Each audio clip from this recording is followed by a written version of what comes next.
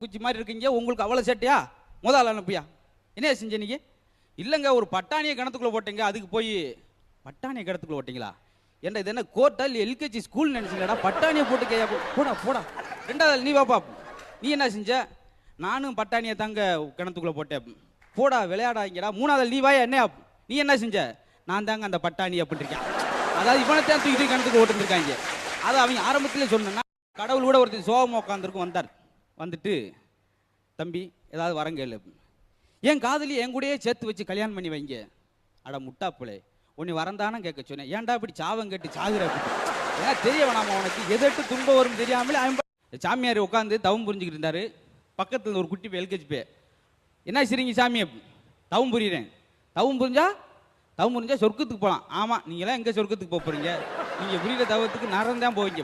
வந்துச்சு அவருக்கு. 15 வருஷமா தவம் புரியுறேன், நரம் டாடா சொல்கிற. கண்டிப்பாக